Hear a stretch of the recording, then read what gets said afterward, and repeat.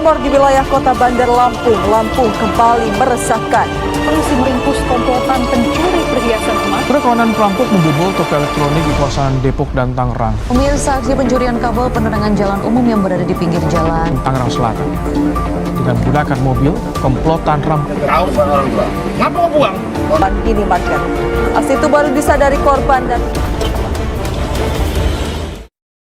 Pernahkah kamu berpikir, kenapa Islam sangat tegas melarang seseorang mengambil sesuatu yang bukan haknya?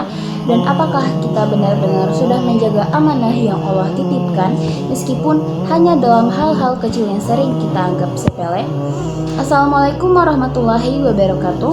Perkenalkan, saya Nur Airin Putri Koni yang akan membahas sebuah isu yang sangat sering terjadi di kehidupan masyarakat, yaitu mencuri atau mengambil hak orang lain. Perbuatan mengambil sesuatu yang bukan haknya selalu mendapat perhatian besar dalam ajaran Islam. Sejak awal, Al-Quran mengingatkan bahwa manusia diperintahkan untuk menjaga amanah, berlaku jujur, dan menjauhi segala bentuk tindakan yang merugikan orang lain. Ketika seseorang mengambil sesuatu secara sembunyi-sembunyi tanpa izin, ia sedang melanggar batas-batas yang Allah tetapkan. Perbuatan itu tampak kecil di mata manusia, namun besar di sisi Allah karena menyangkut hak sesama. Dalam fikih, tindakan ini dikenal sebagai sarikoh. Para ulama menjelaskan bahwa suatu perbuatan baru disebut sarikoh ketika barang yang diambil memiliki nilai, berada dalam pengawasan pemiliknya, dan diambil tanpa sepengetahuan maupun kerelaan.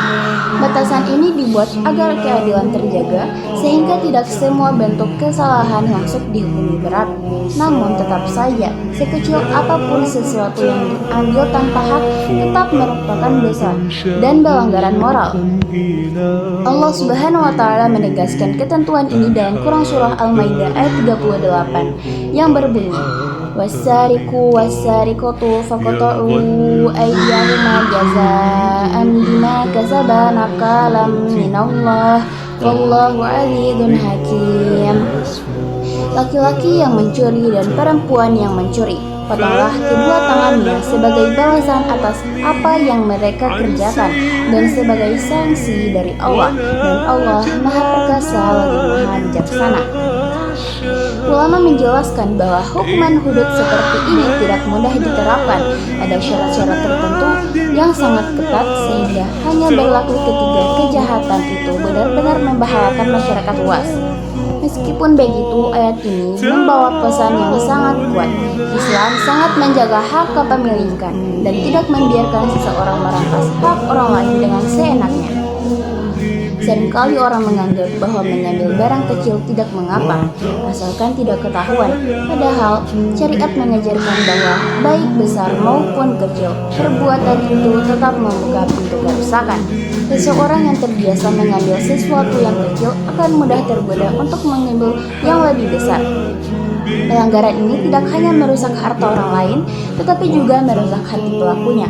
Rasulullah Shallallahu Alaihi Wasallam pernah bersabda bahwa seseorang tidak akan menjadi mukmin sejati hingga ia mencintai saudaranya sebagaimana ia mencintai dirinya sendiri. Jika ia tidak dirugikan, maka ia juga tidak boleh merugikan orang lain. Lebih jauh lagi, mengambil hak orang lain berarti meninggalkan keberkahan hidup. Ada orang yang tampak mendapat sesuatu yang cepat melalui cara yang tidak jujur, tetapi dampaknya akan terasa dalam bentuk kegelisahan, kerisauan, atau hilangnya keberuntungan dalam urusan lain. Sebaliknya, harta yang halal meskipun sedikit akan membawa ketenangan yang tidak bisa dibeli dengan apapun. Para ulama mengingatkan bahwa apa yang masuk ke dalam diri seseorang, baik makanan, pakaian, maupun harta, akan mempengaruhi kondisi batinnya. Seseorang yang diperoleh dengan cara batil hanya akan membebani hidup.